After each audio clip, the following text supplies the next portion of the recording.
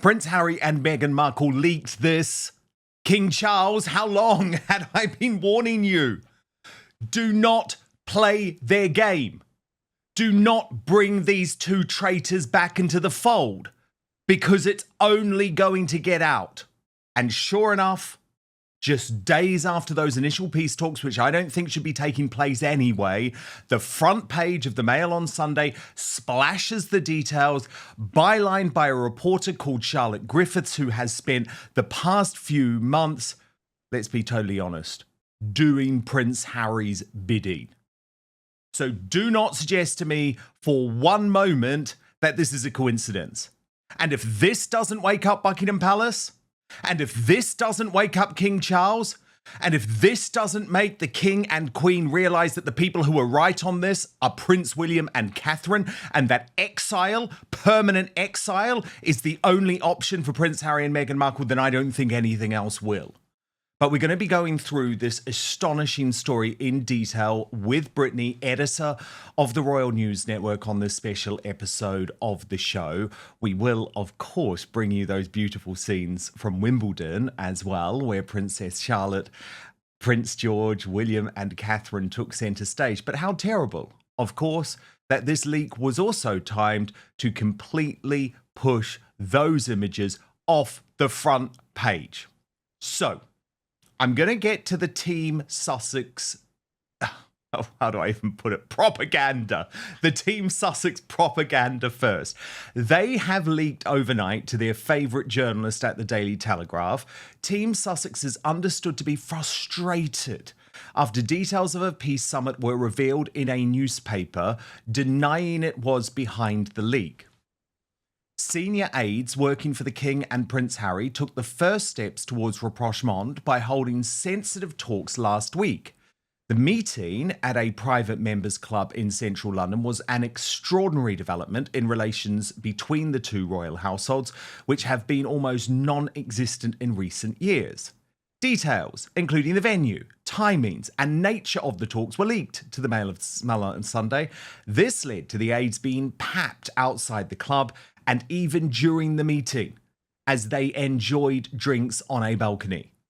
The leak has jeopardized the fragile peace operation, creating further suspicion and distrust on both sides and potentially sending them back to square one. Here's the key line. Sources close to Prince Harry insisted that the Sussexes were not responsible and acknowledged that having the details of the meeting on newspaper front pages was hardly the ideal way to start what they had hoped would be a new period of peace. Well, Brittany, from the Royal News Network, I'm sorry, I've got to call it straight. I call bullshit on that. I have been working this media game, this royal game, both in the mainstream media and the independent media now for a very long time. And Charlotte Griffiths, the editor-at-large at the Mail on Sunday, over the past few months has been responsible for a succession of stories, all trying to make Prince Harry look better, all trying to bring Prince Harry back into the royal fold. And the idea that this will have been leaked by Buckingham Palace is for the birds. I mean, when has that happened before? We don't see private meetings between Prince William and King Charles's team leaked to the media with paparazzi photographers there. This has Harry and Meghan's fingerprints all over it, doesn't it? It does in many ways. Like, that's the initial reaction I had for sure. But at the same time, when I think about it in some ways, what's really fascinating here is not just that this story leaked, but that in a way, the true test for Harry and Meghan is, given that the meeting happened, can they keep their mouths shut afterwards? And of course, that was the last thing they did. They immediately went to the press to air their frustrations, whereas it should have been something handled privately. So you could almost see the palace leaking the story and the meeting just to see what Harry and Meghan's reaction would be when the story does go to the papers. And they immediately, instead of, again, trying to go through private channels, air their grievances publicly, which proves once again that Harry and Meghan, throughout their entire public lives as a couple, have always gone to the media to try to set their narrative. And the palace kind of sees that Harry and Meghan cannot be trusted because they're still going to the media all the time. And it could have definitely been Team Sussex that leaked this, and to try to make them look better, because definitely the divide has been the result of Harry and Meghan. And so for them to make inroads looks good for them. It also sort of looks good for Charles because I think he's sensitive to the idea that he's not making inroads when he should be. But at the end of the day, too, overall, I am not against reconciliation personally where they're for their personal family dynamics, but when it comes to the crown, Harry and Meghan deserve their exile. That is the life they've chosen, and that's something that needs to be very permanently set up rather than this kind of weirdness that we have right now where they're there and they're not there. So this is a complicated situation. I will always err on the side of Charles wants a relationship with his son and grandchildren. He should be allowed to make that happen personally, but it should not affect the crown in any way. And he needs to figure out how to make that happen. Yeah, I mean, the issue, Brittany, well, let me pick up on a couple of things. Firstly, this is not a personal meeting. This is about the crown. Because Tobin Androy, who is the chief communications secretary for the king, interestingly, and I always am honest about my personal connections, this dude used to be my boss at the Daily Mail newspaper for many years. I have a good personal relationship with him, and I just know he's not behind this. That's not from having spoken to him about this. It's just because I know the game that Buckingham Palace plays, and this is not down to them. I do understand people who are saying, oh, maybe it could have been a leak from Buckingham Palace to Tess, but not to Charlotte Griffiths. That's the thing. They would not be leaking to Charlotte Griffiths. You always have to look at what journalist is receiving this information. Charlotte Griffiths hasn't been breaking stories about the royal family in recent months. She has been breaking stories about Prince Harry wanting to come back, about Prince Harry wanting to reconcile, about Prince Harry needing friends in the United Kingdom. So this has definitely come from someone connected to Harry. That's the first thing I would say. Secondly, Brittany, if this was just personal, and of course no one says that a father cannot have a conversation with their son if they so choose, then just pick up the phone. Just pick up the phone.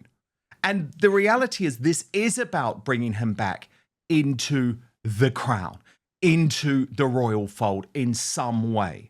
And personally, I think that is a strategic error on the part of the king. But we know this is something, because we've spoken about it a lot, that he's been gearing up for, this idea that there could be a reconciliation at the Invictus Games. And of course, William wants no part of this. William was not represented at that meeting at all. And you know what Prince William and Catherine and Kensington Palace will be saying today, Brittany? They'll be saying, I told you so, Dad. I told you so. Every single time you try and bring these Muppets, these Sussex Muppets into the conversation, look at what happens.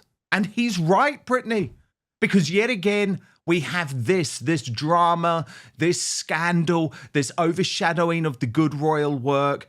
And it's not a coincidence because it simply hasn't been happening with Harry and Meghan not in the mix.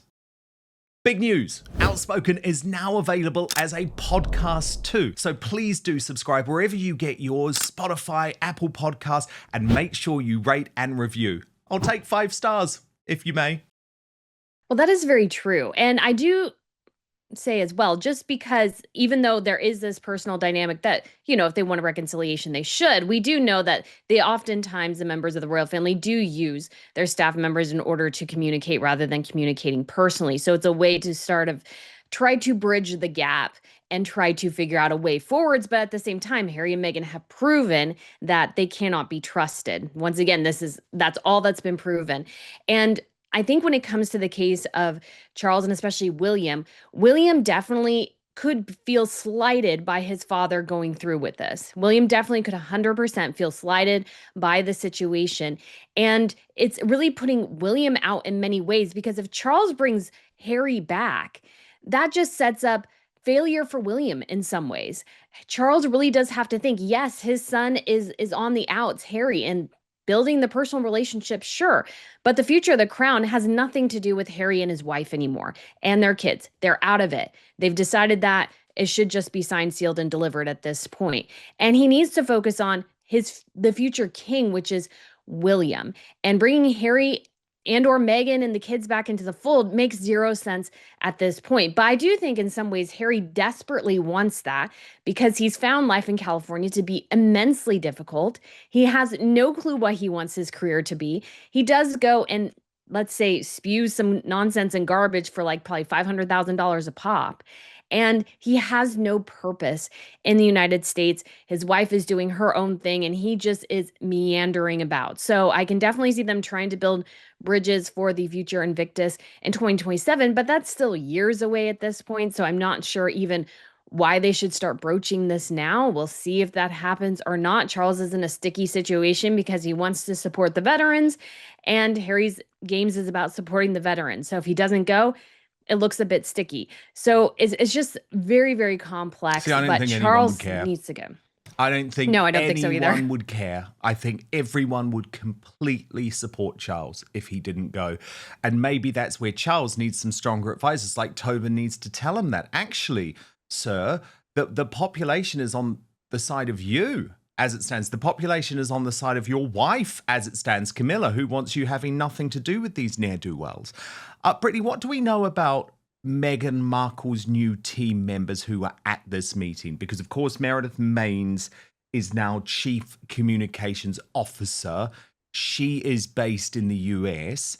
And then if we take a look at those pictures of this meeting again, so the dude next to her is Liam Maguire.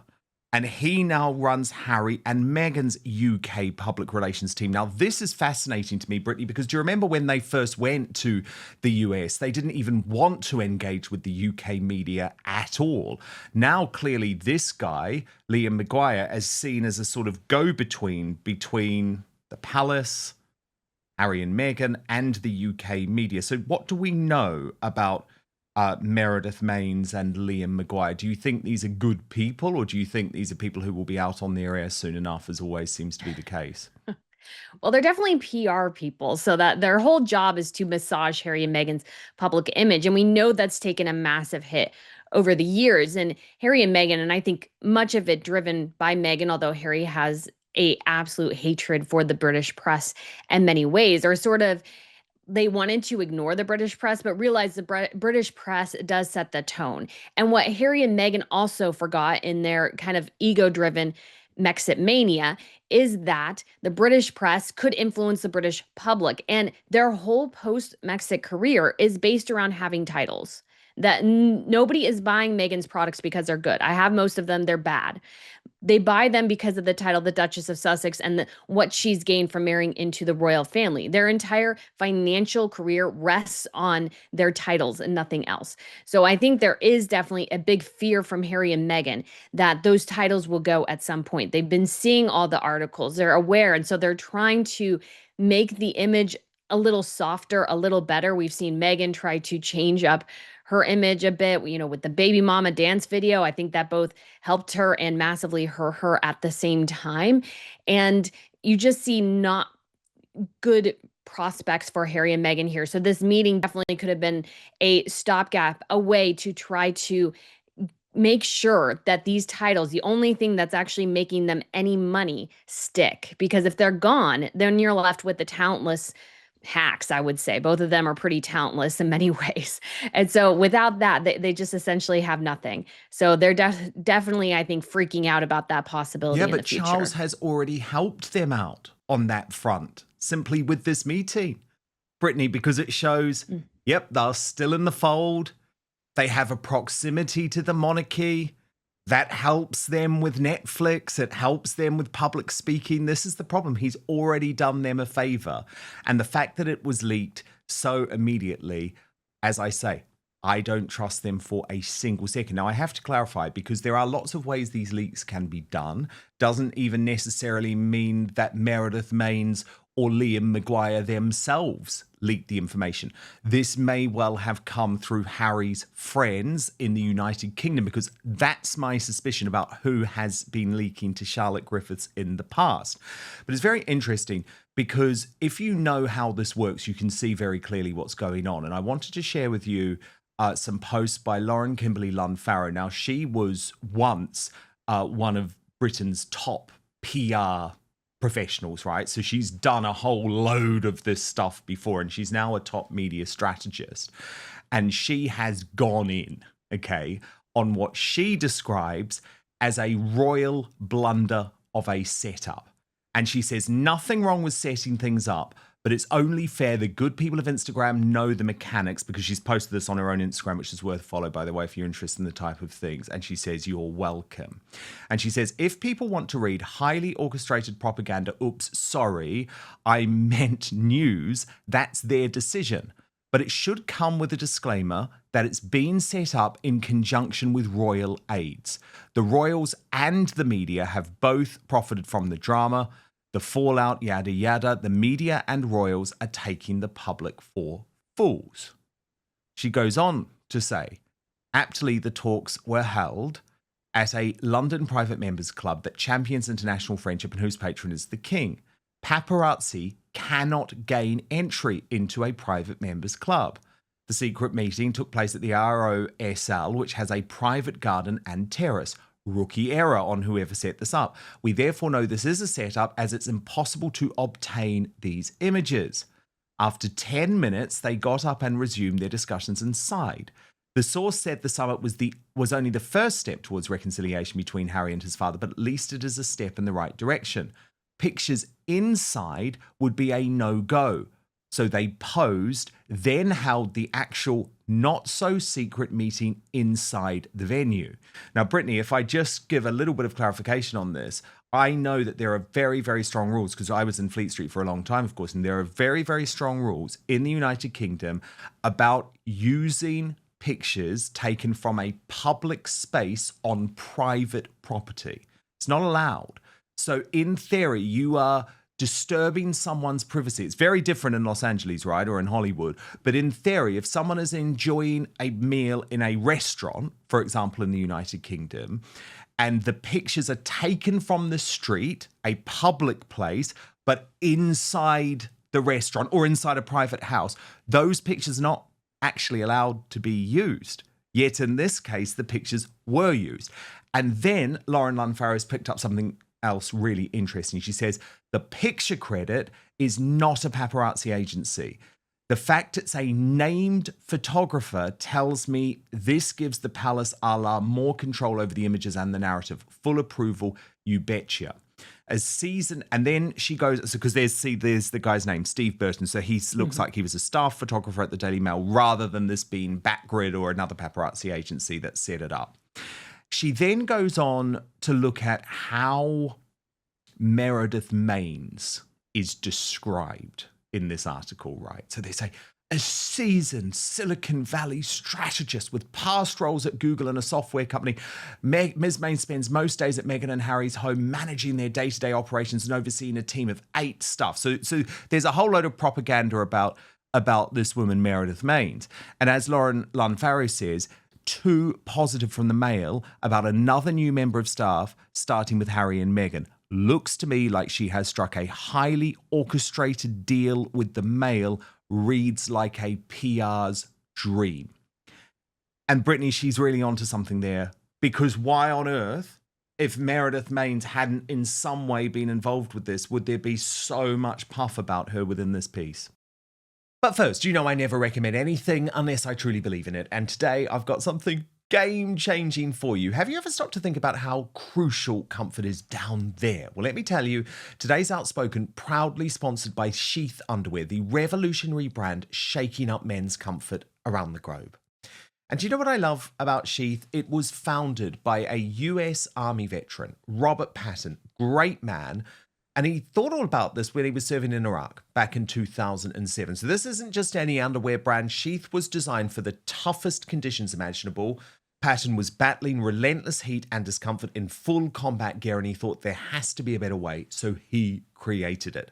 And let's be honest, traditional underwear just doesn't cut it anymore. Sheath's innovative dual pouch design ensures your comfort all day long, keeping things separate, cool, and fresh. Imagine your essentials being comfortably cradled away from unwanted friction and heat. Trust me, it's genuinely transformative. I love Sheath. at the gym, on long days at work, even just relaxing at home. I'm telling you, once you've experienced sheath underwear, there is simply no turning back. They're stylish, they're supportive, and they deliver unmatched comfort. It's like upgrading from economy to first class, but for your underwear. And right now, I'm offering you an exclusive 20% discount at www.sheath.com. That's SHEATH.com. That's 20% off your entire order when you use my special promo code Outspoken at checkout. So what are you waiting for? Sheath, by the way, perfect present. Are you looking for a last minute Father's Day gift? It really, really is good. And by the way, sheath isn't just for blokes. Sheath is not just for blokes. You can see their incredible female versions as well. And you can see some of them modeled here as well when I show you the picture of Sheath as the first official underwear brand of the UFC. So you can click on the link below, visit sheath.com, make sure you enter Outspoken at checkout, and thank me later when you're feeling comfortable, confident, and ready to tackle anything the day throws at you. Sheath underwear, redefining comfort one pair at a time. But now, back to the show. It is a very interesting thing, and you just see a bit of that Americanism there, very much so, and how this whole thing was set up in some ways. But Meredith Maines also set up Harry's BBC interview, that disastrous interview he did in May, where he talked about his father, his family wanting reconciliation, just looked like a bratty toddler. So in some ways, Meredith has not been all that helpful, I would argue, but this entire setup just reeks because they were only out there for 10 minutes. There were a multitude of ways to keep this meeting entirely private. And you just got to wonder if the Palace aide was completely unaware that this was going to be leaked to the press at all. Like, why did he even go outside? That was just incredibly stupid. And he did look a little shocked, like they seemed to catch the eye of the photographer and then go inside. So this whole thing just looks like an absolute setup. There is no subtlety here almost whatsoever. And it looks blunderous again. And this comes, I think, in some ways from Harry and Meghan's desperation, which I'm sure they're putting on their PR team going, we need good press. We need good press. We need to look like we're trying. And you could argue that this meeting looks like people are trying, which will play well to some corners of the internet. But at the same time, has something really been accomplished? And if you got this little bit of an inroad, they immediately blow it by leaking it to the press, and then Harry and Meghan leaking their frustrations to the press as well. They can't keep their mouths shut, and that has been the problem the entire time, is Harry and Meghan's inability to let things go in the press and just stay silent. And Charles should just take this as a huge red flag. Yeah, totally. I mean, I've had loads of private meetings, confidential meetings with sources at private clubs like that. There's a whole load of them around those areas of Mayfair and London. Brittany, if you don't want to be seen, you stay inside the private members club. It's the number one rule. But again, I stress, I do not believe that Tobin Andre leaked this. I just don't. I don't see the motivation for the king to have leaked this. There's been loads of other good theories online about what's going on. Let me share some of them with you, Brittany. Cambridge's For All posted, I've tried to stay out of this. I wanted to believe the people who said the king was ignoring them, but we all know what's going to come of this, and it's not good for the monarchy. Well, I agree with that, Cambridge's For All. I think you are completely right. This is not a good decision for the monarchy. We knew Charles at some point was not going to keep ignoring Harry, no matter how much Camilla told him to. Regal Delight posted, the fact that this happened without someone from William's team there says it all. And of course, I think William, given this has been leaked, will be pretty smug about this. But no, absolutely, Kensington Palace would not have been part of this. From According to Taz, the King and Harry's top aides meet for a summit. And of course, the paparazzi knew where they would be, and the story was leaked, proving that they cannot be trusted. And from Harry-Meghan's Spare, this apparently happened on Wednesday. All I see is deflection from Harry's recent legal fiasco and the fact the Princess of Wales was Queen of Wimbledon today. This has Meghan written all over it. And Brittany, from you, what idiot thought it would be good to have this type of meeting outside? Someone's head should roll for this level of stupidity. But Brittany, of course, they are all in this together potentially. So certainly on Harry and Meghan's side. And exactly, if this wasn't purposefully set up, okay then, who's taking responsibility? How did this happen? How did this happen? No one knows who those three people are, Brittany. So again, like most paparazzi pictures are set up. Most are set up, unless you're talking about really major celebrities like Leonardo DiCaprio, Taylor Swift, who are just recognizable. But no one knows what Tobin, Andre, Meredith Maines, and Liam Maguire look like. Certainly no paparazzi people do. So that was a set up picture. So what, we're just meant to swallow the Sussexes line, despite the fact that they've leaked so much in the past? No. If you genuinely are telling us that you're shocked by this, then we need to know more, surely.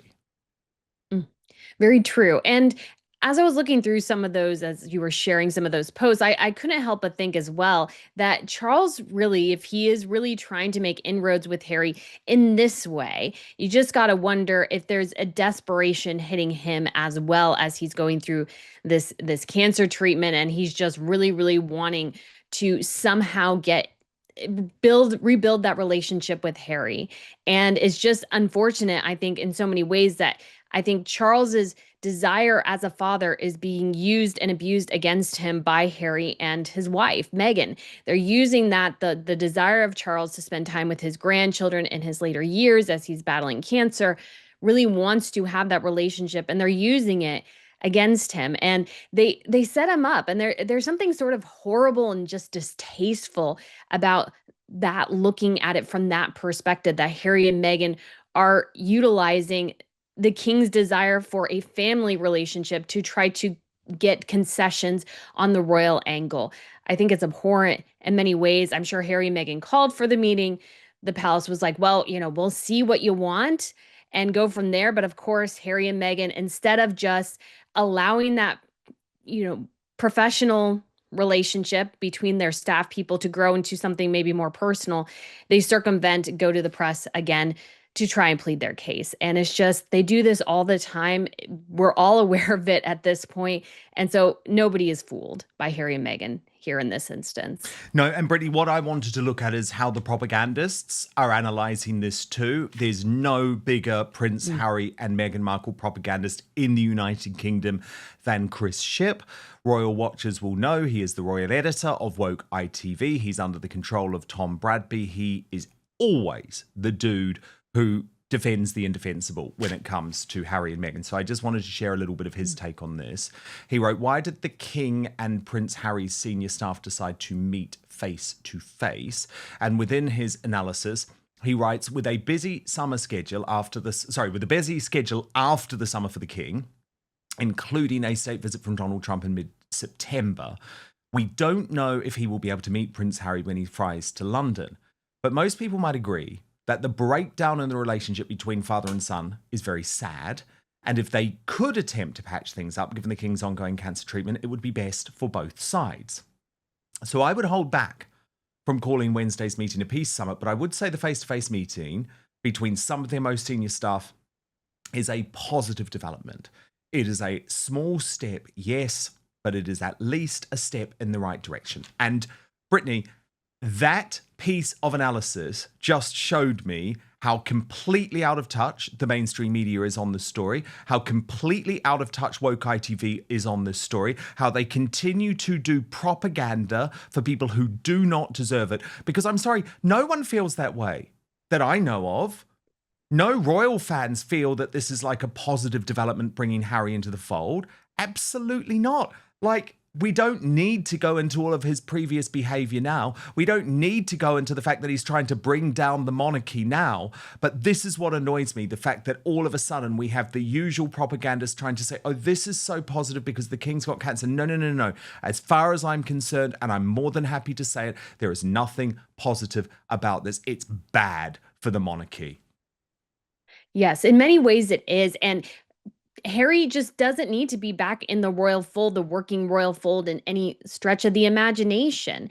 And so, this whole propaganda piece, I think, of trying to pressure Charles and saying he's a bad father if he doesn't reconcile, it's like, no, he was the one who was aggrieved in the situation. He was the one who Harry told horrible things about. And so why in the world is Charles there with the burden of trying to reconcile? And why is it seemingly that Charles thinks it's on him to reconcile? No, no, no. It's Harry. Harry has made the mistakes. Harry has done the abhorrent behavior.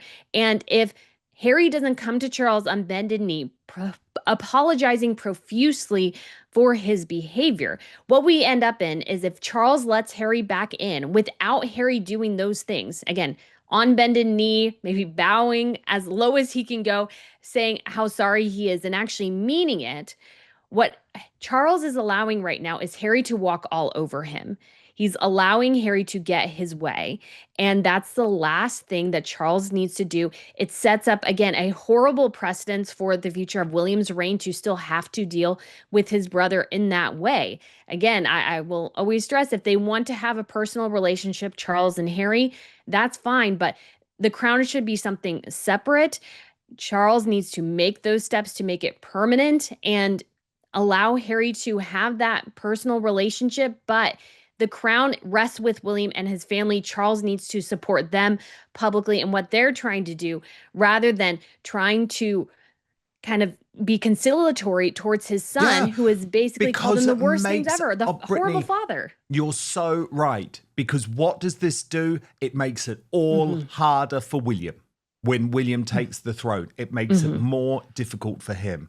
But look, I do want to speak about that beautiful family, Brittany, because unfortunately, the shocking thing that this story did was completely overshadow what was actually one of the best days out. I mean, the best weekends, actually, because Catherine did both days at Wimbledon, which surprised me. But on Sunday, she took the whole family. She took her husband, William. And remember, William went to Wimbledon with Diana, so that's always really special.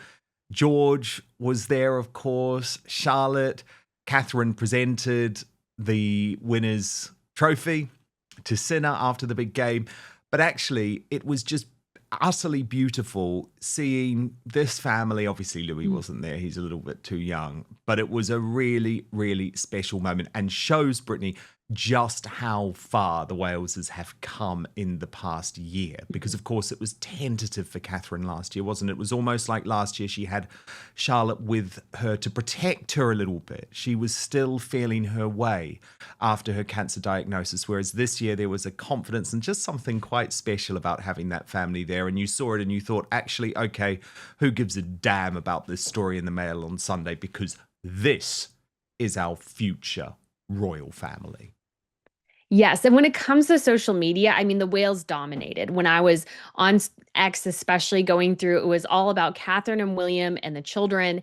And so, although Meghan, you could argue, and Harry tried to bump them out of the front pages, and in some ways they were successful. But I think when it comes to the people, they were paying attention to the Waleses. They were paying attention to their family and the gloriousness of what they were doing, and just how sweet the kids were, how well behaved they are, how just very, very generous the whole family seems in this situation. And I think Catherine and William showed that this is the future. This is the future of the monarchy. It rests on the shoulders of the Waleses family. Harry and Meghan are just a distraction, and the future is sound. And I just wish and hope Charles sees it a bit more in that direction, instead of trying to get help Harry in so many ways. He just focuses on the Waleses, and Catherine and William and George, Charlotte, and Louis, they are the future. And that is where the focus of the monarchy needs to be, is seeing the family grow up and one day assume the throne. Because at the event, we have the future Prince of Wales and the future Princess Royal. So very, very exciting to see them there. So glad William, too, with the double-breasted suit. Very, very nice. He's upping his fashion game. So it was just wonderful to see them, and Catherine looking so confident and strong. Yeah, and I believe Prince Philip had previously worn a double-barrel suit to double barrel jacket to Wimbledon, and it seemed like it was a little bit of a tribute to him. I loved this from Canal Citadel, by the way, who posted these images and said how it started at university and how it is going. 23 years together, 14 years of marriage, 3 children later. This is the long haul. And Brittany, you picked up on something quite interesting too. Don't know if there's any significance to it, but you wrote that the Princess of Wales has adjusted her ring stack to include the diamond and sapphire eternity band. You said Catherine previously would just wear her usual stack of wedding band and diamond eternity band, mixing out the engagement ring and her new diamond and sapphire eternity band. Now it seems that she's wearing it all together. Brittany, any message behind that, do you think? Or just personal preference? I mean, it could be both. I think the Sapphire Eternity band, we first saw it last summer when Catherine and William did a video for the Olympics, and everybody was like, wait, there's a different ring there. And it seems to be something that she wore when she was battling her cancer, and it was, somewhat easier. Her big ring, some people call it Big Blue, is a bit high profile. And so this may be a ring that she got last year as sort of a gift, maybe from William and the family as she was going through these treatments, so she could wear that ring instead of the bigger ring from Diana. But now that she's stacked them all together, I think represents both obviously her engagement. She has her wedding ring. She has the eternity band that she got after the birth of their first child, George. And now she has this one that's sapphire and diamonds as she went through her cancer treatment. So we saw the band show up a couple of times in engagements this year. I'm kind of excited, though, to see everything all together. I think that was the first time we had seen that. And so it's awesome to see Catherine utilizing that ring, I think, a bit more. There's also been some suggestions that she's maybe lost a little bit of weight. And so the sapphire and diamond ring that was Diana's engagement ring is now a bit looser, and that eternity band helps keep it on. That's also been suggested. But I just think it's a beautiful gesture to represent her cancer journey. Yeah, and that makes sense. That actually makes a lot of sense. But it looked amazing. It looked amazing. Not that I'm an expert on these jewelry matters like you are, Brittany, over on your amazing Royal Fashion channel on YouTube. But of course, if you do want the Royal exclusives you simply won't get from the Royal Rota, you've seen that today, then please do sign up to my Substack, www.outspoken.live. You will get the first access to the Royal Uncancelled After Show, completely uninterrupted, live or on demand. And here's the big thing, with no ads whatsoever. All you need to do is sign up at www.outspoken.live. Thank you so much for watching Dan Wootton Outspoken. Please click on my face just to the bottom left to subscribe to this brand new independent news source and turn on the notification bell so you'll be alerted to our brand new live shows, uncancelled interviews, and special royal episodes. Outspoken is also now available as a podcast, so you can listen to the show every weekday on the go, wherever you are.